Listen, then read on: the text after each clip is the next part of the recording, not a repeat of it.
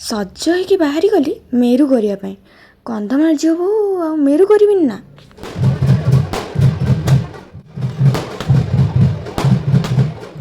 କି ବାଣ ଲୋ ମା, ମୋ ଭାଇମାନେ ବି ଯାଇଥିଲେ ମେରୁ କରିବା ପାଇଁ। ବଡ଼ ଭାଇ ତ ମୋର ମେରୁ କରୁଥିଲେ, ସାନଟା କ'ଣ ପାଇଁ କ'ଣ ମେରୁ ଦେଖିବାକୁ ଯାଇଥିଲା ବୋଧେ ଆଉ କ'ଣ। ମେରୁ ତ ମୋ ପୁଅ ହିଁ କରୁଥିଲା। ମୋତେ ଚାଉଳ ମାଗୁଥିଲା ଠାକୁରଙ୍କ ଉପରେ ପକାଇବା ପାଇଁ, ଚାଉଳରୁ ଫୁଲ ତକ ସବୁ କାଢ଼ିକି ଠାକୁରଙ୍କ ଉପରେ ପକାଉଛି ଆଉ। ଦେଖୁନାହାନ୍ତି କେମିତି ଚାଉଳ ପକେଇକି ପୁଣି ପ୍ରଣାମ ବି କରୁଛି।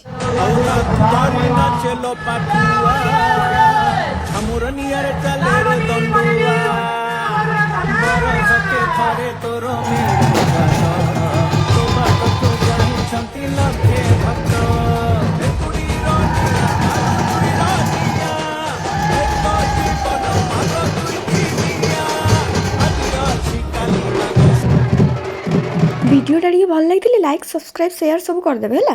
ବାଏ।